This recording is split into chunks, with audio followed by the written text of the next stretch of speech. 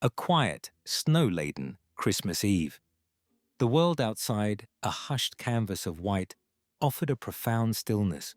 Inside, the living room glowed with the soft, incandescent warmth of a meticulously decorated fir tree, its branches laden with cherished ornaments, a perfect, idyllic scene shimmering through the frosty window. Soft, classical holiday music played, a gentle counterpoint to the crackle of the fireplace. Then, a subtle shift disturbed the peace. A barely perceptible tremor rippled through the balsam boughs, not of wind or settling ornaments, but something living, something profoundly out of place. David, a man whose quiet conviction usually kept his world neatly ordered, moved through the inviting warmth, adjusting a misplaced glass bauble. His wife, Sarah, watched him, a tender smile gracing her lips, framed by the towering, majestic Christmas tree. As David reached for a low branch, intending to straighten a crooked angel, his fingers brushed against something impossibly soft, something yielding and warm that shouldn't be there. A pair of liquid golden eyes, ancient and unblinking, slowly opened from the deep emerald shadows within the tree. The unexpected, silent presence of an owl.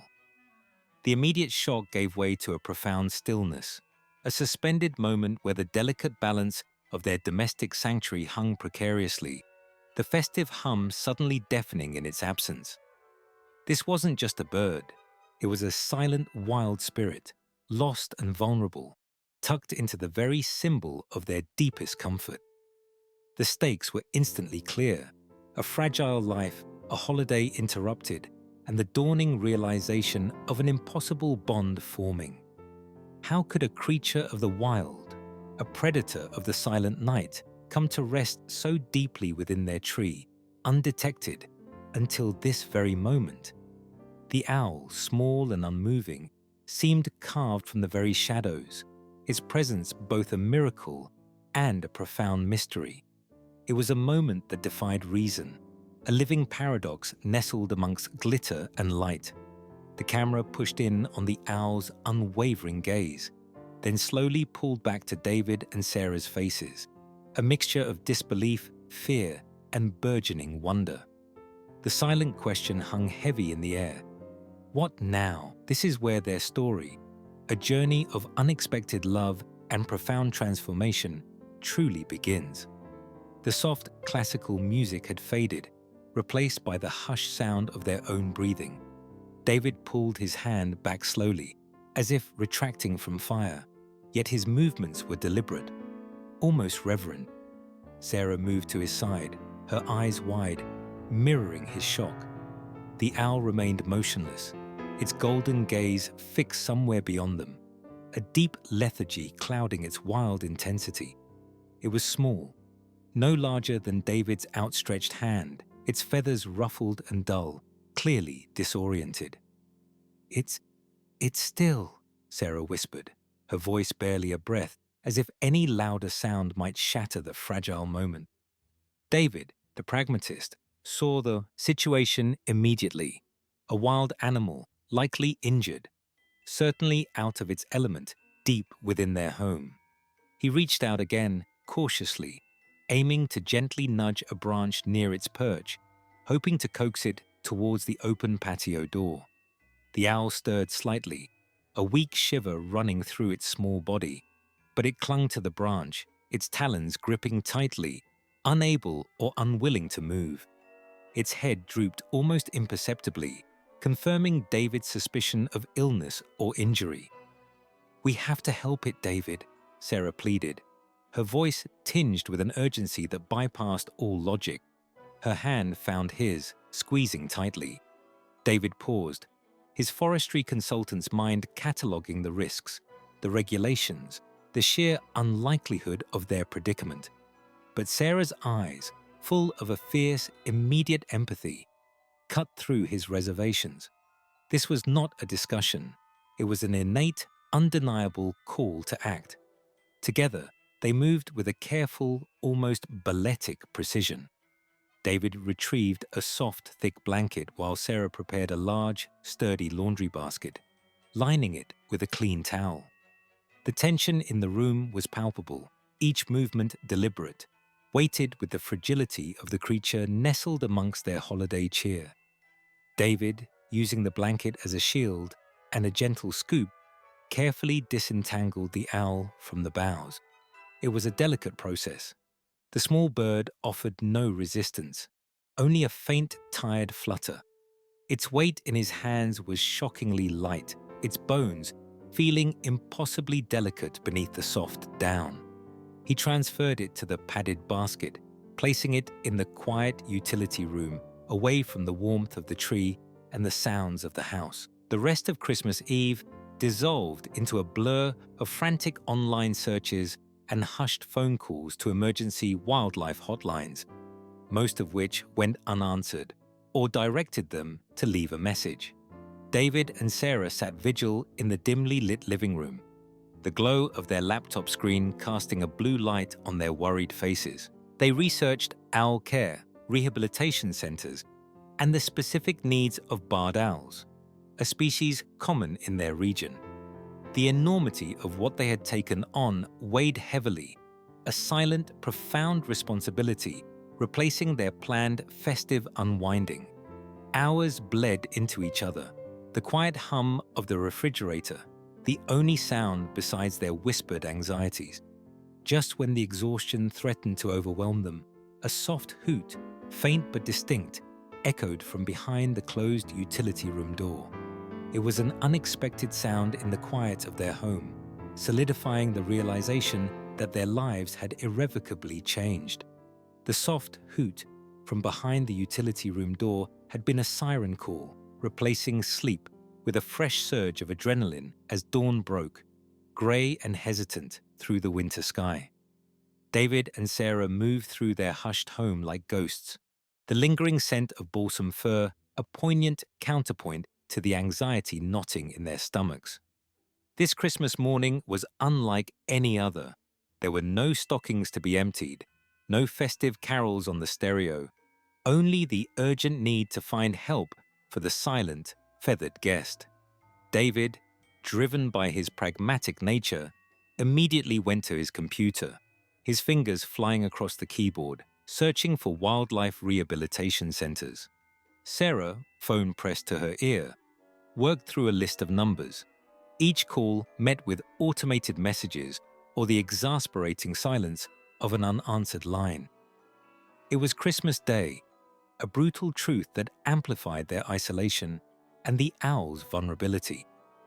Hours bled by, filled with the click of the mouse and the low murmur of frustrated calls.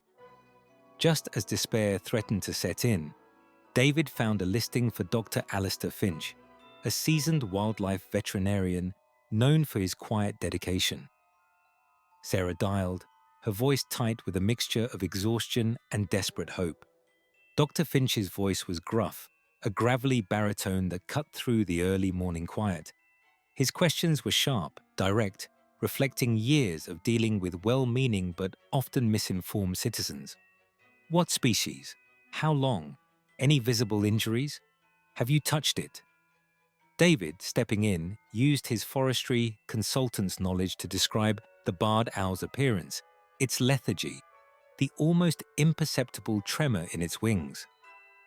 The skepticism in Dr. Finch's voice was palpable, yet something in David's measured professional tone, combined with Sarah's underlying urgency, seemed to convince him. He agreed to come, a reluctant promise that felt like a lifeline. An hour later, the sharp ring of the doorbell made them both jump.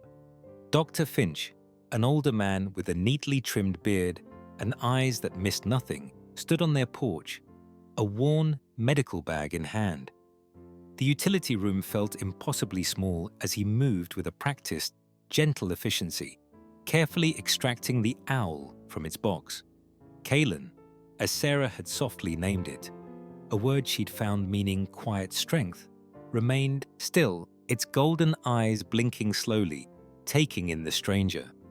Dr. Finch's examination was meticulous, his brow furrowed in concentration.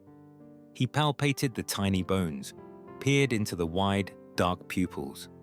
His diagnosis was delivered with a quiet gravity: malnourishment, a mild concussion likely from impact, and an older wing injury, poorly healed, suggesting a prior trauma that had left Kalen vulnerable before it ever found their tree. Its chances for full recovery and release back into the wild are slim, Dr. Finch stated, meeting David's gaze squarely. Not impossible, mind you, but it will require an immense, unwavering commitment.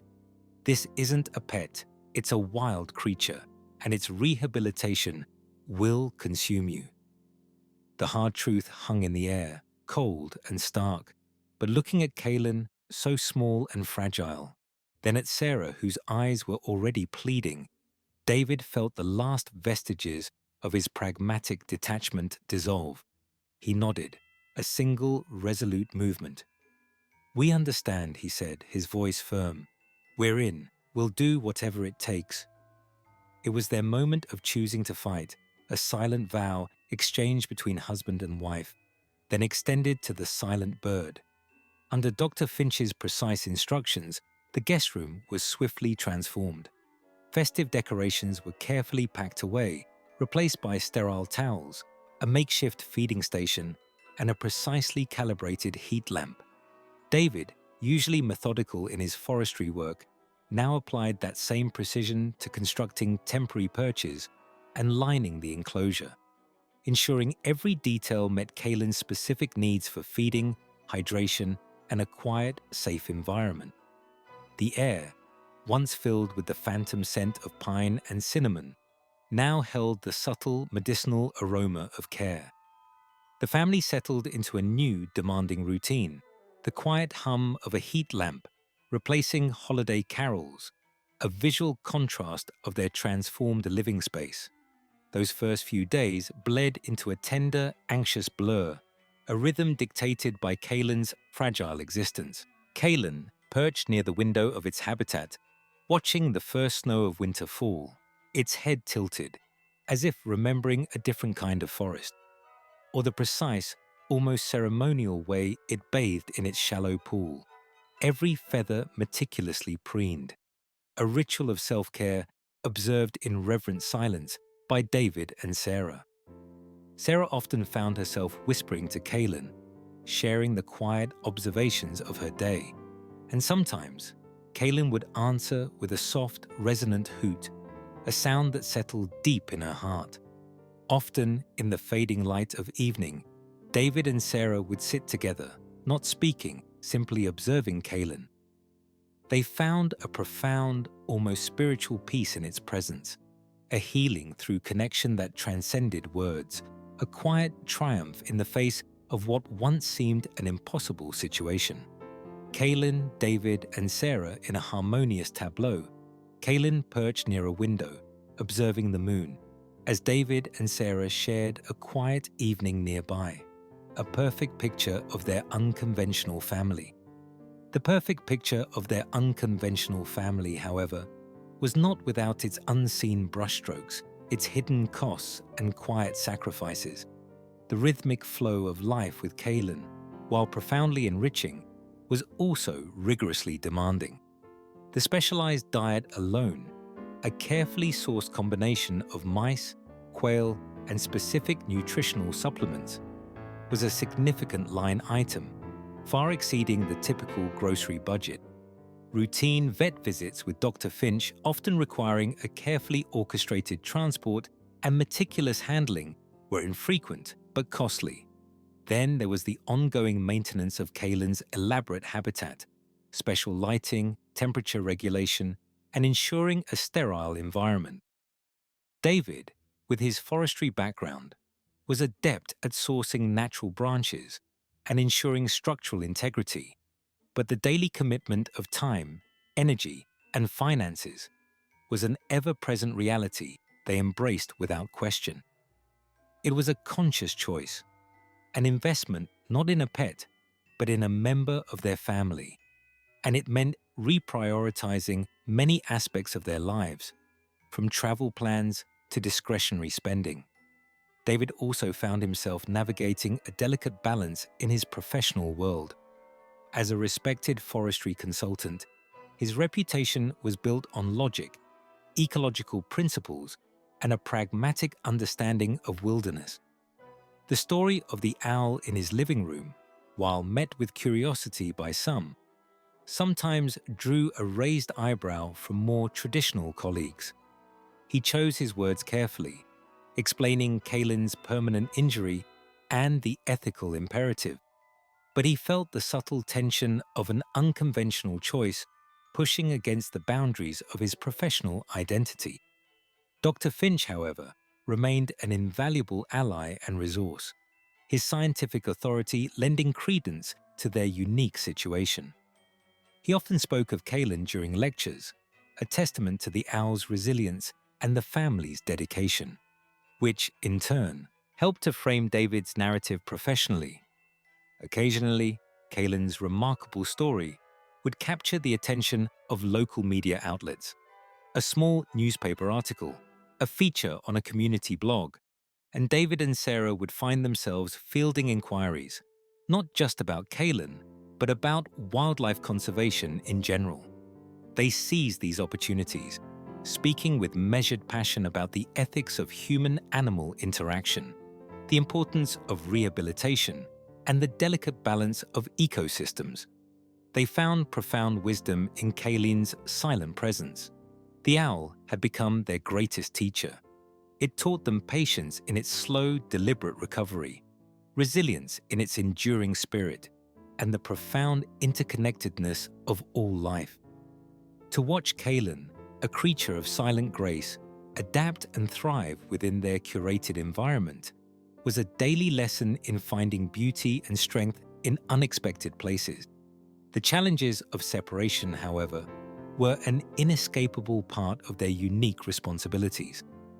The rare occasions David and Sarah needed to travel, even for a few days, became complex logistical puzzles. Kalen's specific needs meant they couldn't simply ask a neighbor to feed the cat. Trusted friends, carefully vetted and trained by Dr. Finch, or the doctor himself, became Kalen's temporary caregivers, each instance underscoring the depth of their commitment and the unique constraints of their chosen path. Yet even in these moments, there was an affirmation. Kalen was truly family, demanding and deserving of their absolute dedication. As the years began to layer upon Kalen's life, a quiet, unspoken understanding began to settle into David and Sarah's hearts. Kalen, like all living things, had a finite lifespan. There was no explicit talk of decline, no overt signs of frailty, but a subtle acknowledgement hung in the air, a melancholic hope intertwining with their deep love. It would sometimes preen contentedly as Sarah spoke in soft whispers, or shift its piercing gaze to David as he moved about the room, a silent acknowledgement rather than an alarm. Its individual personality unfurled, a distinct preference for high perches, a curious habit of tilting its head just so when presented with a new object, an unexpected playfulness with a discarded feather. The wing rehabilitation continued under Dr. Alastair Finch's careful guidance. He visited weekly, his initially skeptical demeanor softening into a quiet respect for the couple's dedication. The physical therapy was a painstaking, often painful process, involving gentle manipulation and controlled exercises.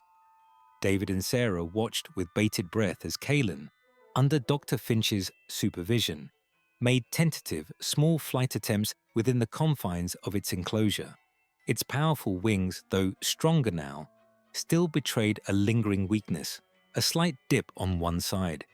Each clumsy lift, each awkward landing, was a stark reminder of the uphill battle.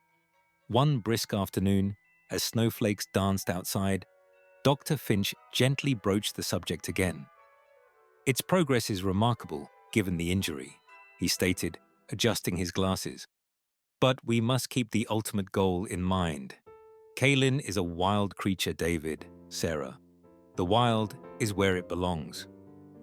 He spoke with professional detachment, yet a hint of wistfulness colored his tone as Kalen observed him. unblinking. The familiar knot of anxiety tightened in Sarah's chest.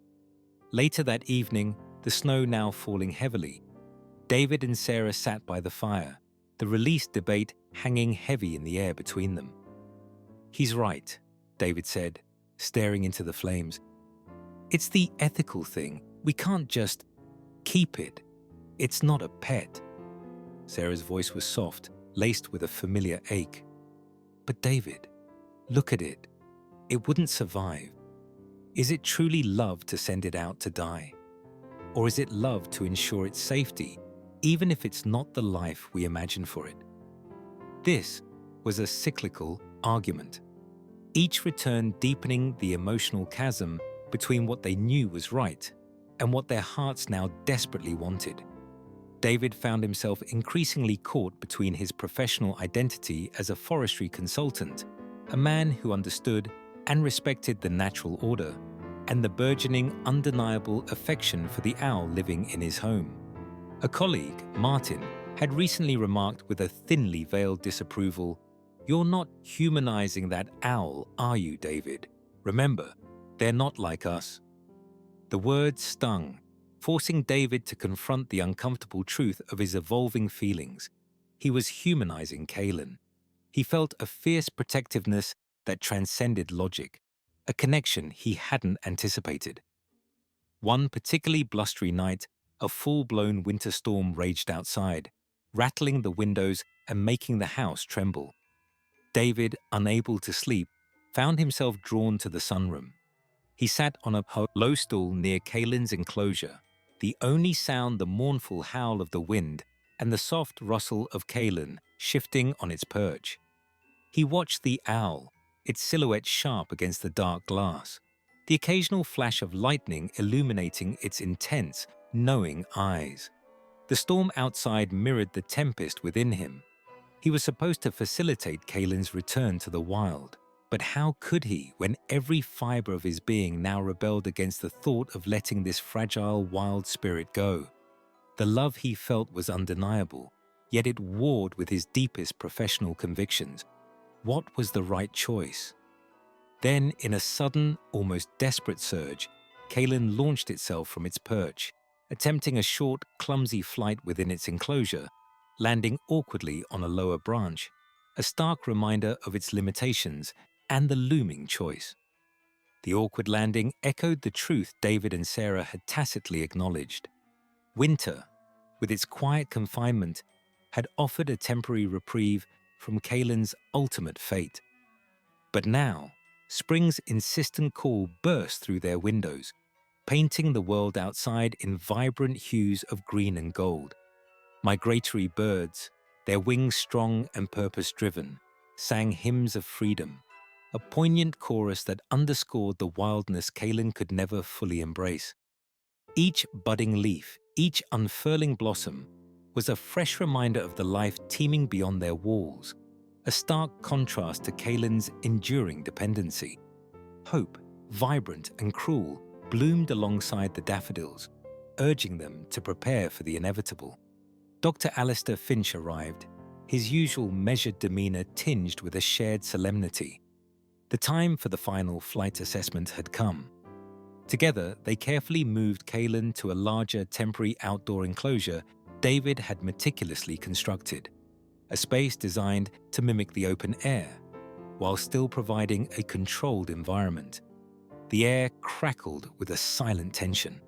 Sarah clasped David's hand, her knuckles white. Kaylin, sensing the shift, looked at them with wide, golden eyes, an ancient wisdom in their depths. Dr. Finch gave the signal. Kaylin launched. Its flight was a heartbreaking ballet of effort and failure.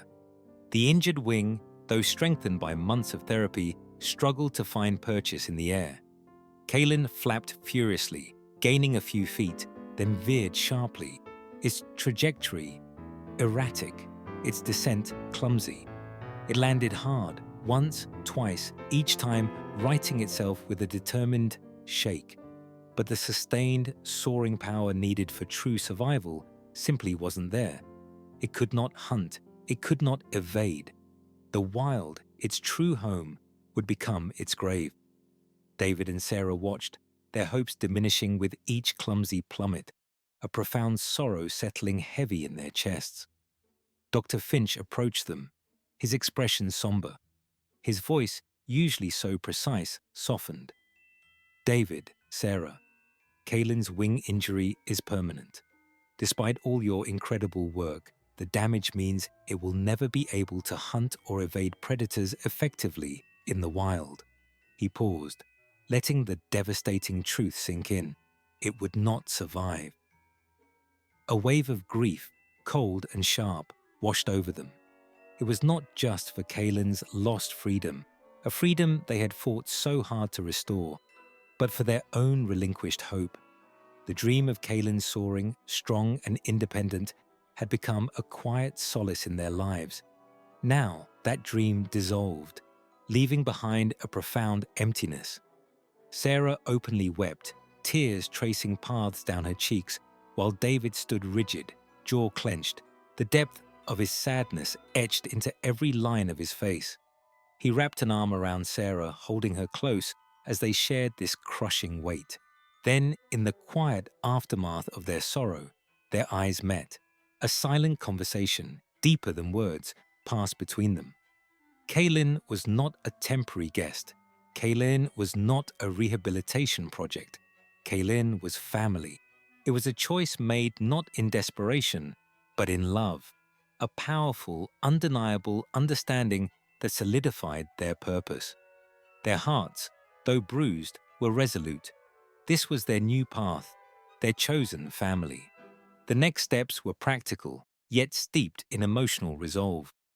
Dr. Finch, witnessing their unwavering commitment, became their advocate. Notifying the wildlife authorities of Kaylin's permanent residency was a challenging process, navigating complex bureaucracy designed for wild release, not domestic sanctuary.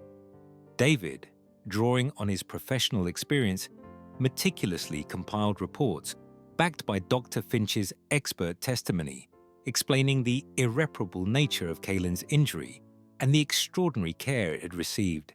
Each form filled, each phone call made was a testament to their love, an external obstacle overcome by the sheer force of their compassion. They would fight for Kaylin's right to stay, to live out its days in safety, surrounded by love. David moved slowly towards Kaylin, who was perched quietly, watching them with those knowing eyes. He reached out, his fingers gentle, brushing Kaylin's soft head, a gesture of profound acceptance and love. As Sarah watches, tears in her eyes but a peaceful smile on her face. David's gentle touch lingered on Kaylin's soft head, a profound acceptance passing between them. A silent pact under Sarah's peaceful, tear-filled gaze. The emotions solidified their resolve. Kaylin was family, and family deserved a permanent home. They knew the cramped, temporary enclosure, a necessary evil, could not be Kaylin's lasting sanctuary. The next morning, fueled by a renewed purpose, David and Sarah spread blueprints across their kitchen island, transforming it into a design studio. Dr. Finch arrived, a roll of schematics under his arm, his pragmatic expertise now fully invested. Their vision was clear, a spacious indoor habitat, not merely a cage, but a microcosm of Kaylin's lost world, designed for safety, stimulation, and dignity. They meticulously planned for natural branches, varying in thickness, to simulate a forest canopy. A shallow water basin, for bathing and hydration, would be integrated seamlessly. Hunting perches, strategically placed, would encourage Kaylin's natural behaviors, even if its prey was no longer wild. Every detail mattered. The bureaucratic hurdles began immediately. Obtaining special permits for permanent wildlife care, particularly for an animal incapable of wild release, proved an arduous process. David, usually adept at navigating forestry regulations, found himself in a new labyrinth of federal and state wildlife agencies. Phone calls turned into endless forms, each inquiry met with a cautious, often skeptical tone. Was this truly in the animal's best interest? They were asked repeatedly. Dr. Finch, however, became their staunch advocate, his professional reputation and detailed medical reports cutting through much of the red tape. His support was invaluable, a testament to compassion overcoming bureaucracy. Word of their unique situation soon spread through their quiet community. Neighbors would stop by, some peeking over the fence with wide-eyed curiosity, others offering words of admiration. A few, however, voiced skepticism, questioning the wisdom of keeping a wild creature. Yet, the overwhelming response was one of respect for their unwavering commitment, a quiet nod to the extraordinary love they showed. With permits secured, construction began. David, ever the practical one, transformed their spare utility room, knocking down a non-load-bearing wall to expand the space. The sounds of sawing and drilling filled the house, a different kind of Christmas carols. He fashioned sturdy climbing branches from fallen oak limbs, carefully sanitized and placed to allow Kaylin optimal movement. Sarah, with her artistic eye, softened the edges, adding naturalistic textures and subtle lighting that mimicked dawn and dusk. This was Kaylin's new world, built by their hands, imbued with their love. Kaylin, initially wary of the new sounds and shifting environment, observed the construction from its temporary perch, those golden eyes tracking every hammer blow. When the habitat was finally complete, a spacious, multi-level sanctuary with varied perches, a trickling water feature, and a soft, heated sleeping nook, Kaylin's adaptation was gradual but profound. It explored tentatively at first, testing the strength of new branches, dipping its beak into the fresh water. Slowly, day by day, its movements became more fluid, its posture more relaxed. The subtle head tilts, the slow blinks, communicated a growing sense of security. Kaylin began to preen confidently, to stretch its wings in the expanded space, a comfort radiating from its every action. The family consciously integrated Kaylin's presence into their daily routines. Morning coffee was often shared in quiet observation of Kaylin waking. Evening meals might be punctuated by the soft rustle of feathers from the habitat. Kaylin became a quiet, watchful, comforting fixture in their lives, its silent presence a constant, symbolic object of their love and a reminder of the extraordinary journey they had embarked upon. David and Sarah, now confident and fulfilled, found deep satisfaction in providing Kaylin a permanent sanctuary. Their understanding of home had expanded, encompassing a silent, wild heart that had unexpectedly nested in their lives. A wide shot of Kaylin settled peacefully in its expansive, well-appointed habitat, a stark but beautiful contrast to its initial cramped, temporary enclosure, symbolizing its new, chosen life. The expansive habitat, a testament to David and Sarah's unwavering commitment, became the pulsating heart of their home, orchestrating a new, deliberate rhythm to their days and nights. Mornings began not with the harsh alarm, but with the subtle rustle of Kaylin shifting on a high perch, the softest hoot echoing from its enclosure, a sound Sarah had learned to interpret as a greeting, a quiet acknowledgement of their presence. David, now rising earlier, often found himself observing Kaylin's pre-dawn stretches, its powerful wings unfurling with a grace that belied its earlier injury, before he even considered his own breakfast. Evening feeding rituals were a delicate dance, Sarah speaking in hushed tones as Kaylin meticulously tore at its prepared meal, its intense golden eyes never leaving her face, an unspoken conversation passing between woman and bird that transcended language. The softest ruff of feathers, a slight cock of the head when David spoke, these were the subtle ways Kaylin communicated, and with profound empathy, David and Sarah learned its language. Kaylin, despite the comforts of its domesticated life, retained an undeniable wild essence, a primal dignity that filled the room. Its silent, gliding movements across its custom-built branches were a testament to a predator's grace, even within the confines of its carefully constructed world. Those deep, dark eyes held the ancient wisdom of the forest, observing every flicker of light, every shadow, every shift in the air, a constant reminder of the untamed spirit they had invited into their lives. David, the pragmatic forestry consultant, found himself softened, his professional objectivity giving way to a tenderness he had rarely expressed, evident in the almost imperceptible way his shoulders relaxed when Kaylin offered a rare gentle hoot. Sarah, the artist, felt more grounded than ever, her empathy a deep well from which Kaylin seemed to drink, anchoring her in a profound present. Their home, once a quiet sanctuary for two, now hummed with a richer, more alive energy, a silent testimony to the unexpected joy Kaylin had brought. There were countless small, tender moments that stitched together the fabric of their new reality. They researched owl care, rehabilitation centers, and the specific needs of barred owls, a species common in their region. The enormity of what they had taken on weighed heavily, a silent, profound responsibility replacing their planned festive unwinding. Hours bled into each other, the quiet hum of the refrigerator, the only sound besides their whispered anxieties. Just when the exhaustion threatened to overwhelm them, a soft hoot, faint but distinct, echoed from behind the closed utility room door. It was an unexpected sound in the quiet of their home, solidifying the realization that their lives had irrevocably changed. The soft hoot from behind the utility room door had been a siren call, replacing sleep with a fresh surge of adrenaline as dawn broke, grey and hesitant through the winter sky.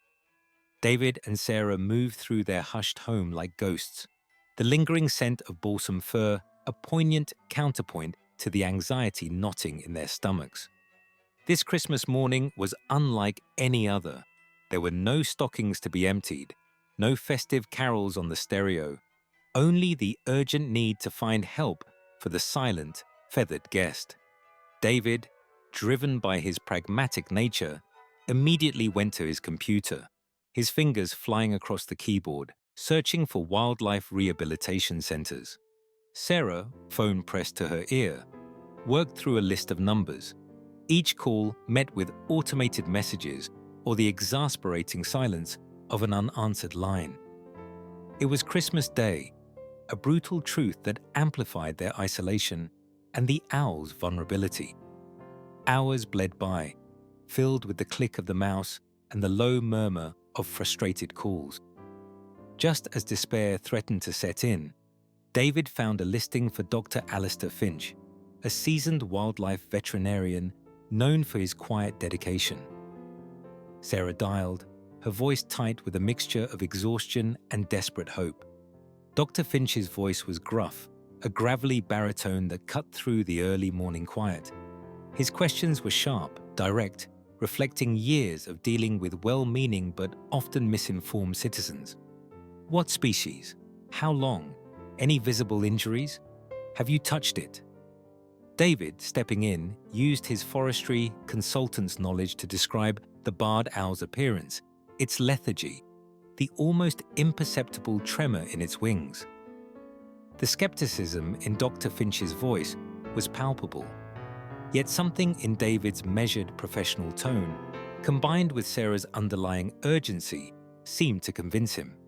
He agreed to come, a reluctant promise that felt like a lifeline. An hour later, the sharp ring of the doorbell made them both jump. Dr. Finch, an older man with a neatly trimmed beard and eyes that missed nothing, stood on their porch, a worn medical bag in hand. The utility room felt impossibly small as he moved with a practiced, gentle efficiency, carefully extracting the owl from its box. Kaylin, as Sarah had softly named it, a word she'd found meaning quiet strength, remained still, its golden eyes blinking slowly, taking in the stranger. Dr. Finch's examination was meticulous, his brow furrowed in concentration. He palpated the tiny bones, peered into the wide, dark pupils. His diagnosis was delivered with a quiet gravity: malnourishment, a mild concussion likely from impact, and an older wing injury, poorly healed, suggesting a prior trauma that had left Kalen vulnerable before it ever found their tree. Its chances for full recovery and release back into the wild are slim, Dr. Finch stated, meeting David's gaze squarely. Not impossible, mind you, but it will require an immense, unwavering commitment. This isn't a pet, it's a wild creature, and its rehabilitation will consume you. The hard truth hung in the air, cold and stark, but looking at Kalen, so small and fragile, then at Sarah, whose eyes were already pleading, David felt the last vestiges of his pragmatic detachment dissolve. He nodded, a single resolute movement. "We understand," he said, his voice firm. "We're in. We'll do whatever it takes." It was their moment of choosing to fight, a silent vow exchanged between husband and wife, then extended to the silent bird. Under Dr. Finch's precise instructions, the guest room was swiftly transformed. Festive decorations were carefully packed away, replaced by sterile towels, a makeshift feeding station, and a precisely calibrated heat lamp. David, usually methodical in his forestry work, now applied that same precision to constructing temporary perches and lining the enclosure, ensuring every detail met Kalen's specific needs for feeding, hydration, and a quiet, safe environment. The air, once filled with the phantom scent of pine and cinnamon, now held the subtle medicinal aroma of care. The family settled into a new, demanding routine, the quiet hum of a heat lamp replacing holiday carols, a visual contrast of their transformed living space. Those first few days bled into a tender, anxious blur, a rhythm dictated by Kalen's fragile existence. Each hoot, each graceful turn of Kalen's head, each moment of shared quiet became imbued with an even deeper significance. They cherished the present, knowing its precious impermanence, finding a profound beauty in the fleeting nature of all life. It was a truth they had learned from the wild spirit in their living room, a truth that sharpened their gratitude for every shared breath. David and Sarah, looking at Kalen, shared a knowing glance that communicated the depth of their journey and the unspoken sacrifices made, yet without regret. Another year had turned, a cycle of seasons passing with the quiet grace Kalen had taught them to observe. And now, the soft chill of a new Christmas season settled once more over the landscape. Snow had dusted the evergreens outside their window, painting the world in muted tones, much as it had that fateful night. Inside, the familiar warmth of their home beckoned, transformed not by a radical change, but by a deepened understanding. The balsam fir, carefully chosen and lovingly decorated, stood radiant in its usual spot, festive lights twinkling in the emerald boughs. Yet this year, the meticulously placed ornaments felt less like perfection to be preserved and more like tender memories to be embraced. Across the living room, a beautifully crafted, spacious enclosure stood as a permanent, undeniable testament to their journey. Its carefully designed branches and perches a miniature, yet dignified, forest. David, adjusting a crimson bulb on a lower branch, felt the familiar brush of pine needles against his hand, but this time there was no jolt of shock, no sudden, terrifying tremor. He caught Sarah's eye across the room, a silent acknowledgement of the moment that had irrevocably rerouted their lives. She smiled, a tender, knowing curve of her lips that spoke volumes of shared history. They remembered vividly the profound stillness that had fallen over their domestic sanctuary when those liquid golden eyes had first blinked open from the deep emerald shadows within the tree. The initial shock, the fear that had given way to a profound wonder, it all returned in a rush of memory.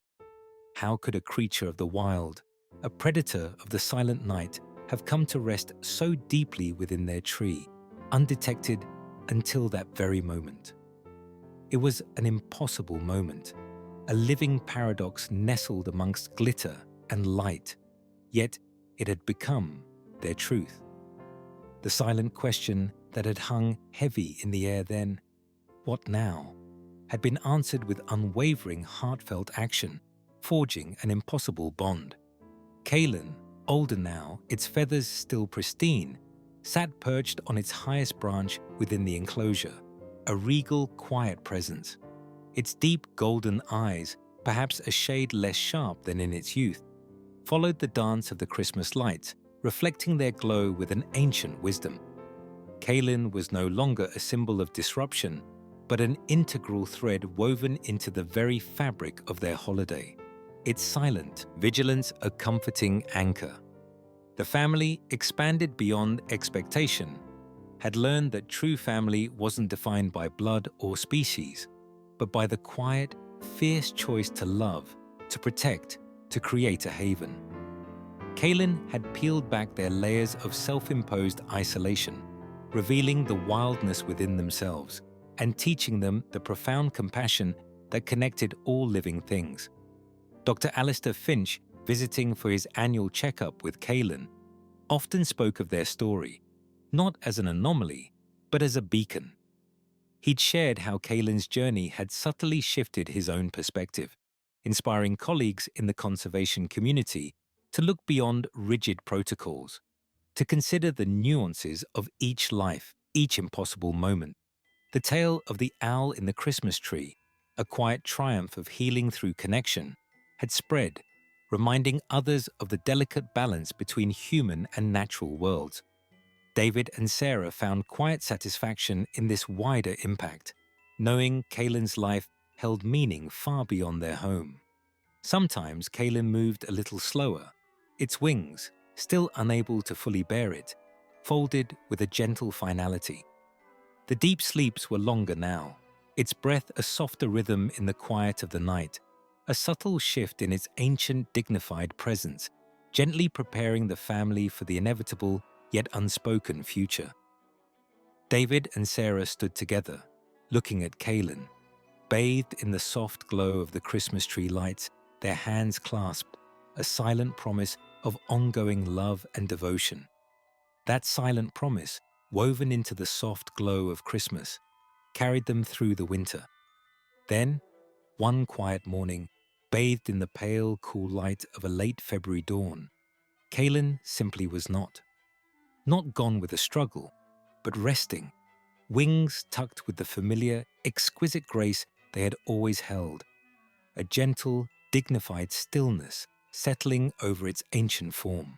There was no alarm, no desperate flutter, only a profound peace that seemed to fill its enclosure. A final, soft exhalation of wildness returned to the ether. David found Kaylin first, his hand reaching out, not to prod, but to hover, respecting the absolute stillness. Sarah joined him, tears already tracing paths down her cheeks, yet her gaze held a strange, quiet reverence. This was not a defeat, it was simply the natural course, a life lived fully within the bounds of their love.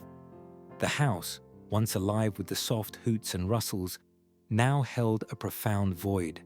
The silence was a palpable presence, heavy and vast, echoing in rooms where Kaylin's watchful eyes once followed their movements. How does one mourn a creature that was never truly a pet, yet was undeniably family? For days, David and Sarah moved through their routines in a hushed melancholy. David would catch himself glancing at the empty enclosure, a half-formed thought of Kaylin's feeding time dissipating into the quiet. Sarah often found herself reaching for the comfort of a presence that was no longer there, her fingers brushing against empty air. But their grief, though deep, was not despairing. It was a shared sorrow, a quiet acknowledgement of the beauty of what had been. They sat often in comfortable silence, or spoke in soft tones of Kaylin's first independent hoot, the way it would tilt its head, the intensity of its golden gaze.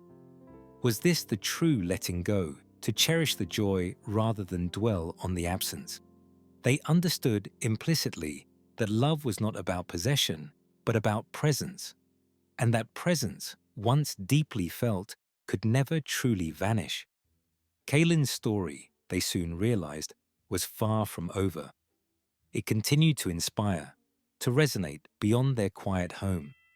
David, through his forestry work, began to speak of Kaylin, not as a lament, but as a testament to the interconnectedness of all life, advocating for mindful human interaction with the natural world.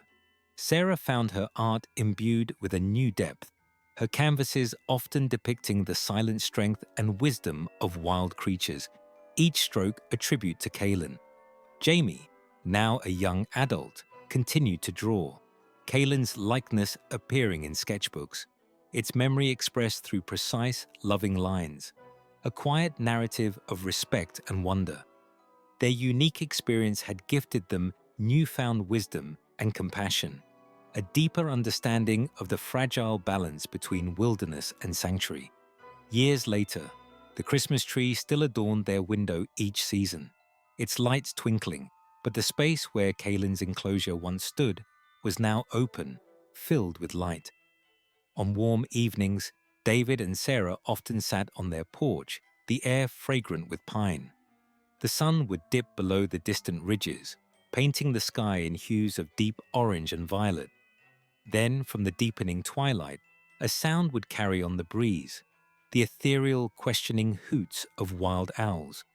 They would exchange a knowing glance, a shared smile that held the weight of memory and the lightness of peace. Had Kaylin's spirit found its way back to the wild? Perhaps. But they knew, with unwavering certainty, that Kaylin's journey had transformed them, its silent lessons etched into the very fabric of their lives.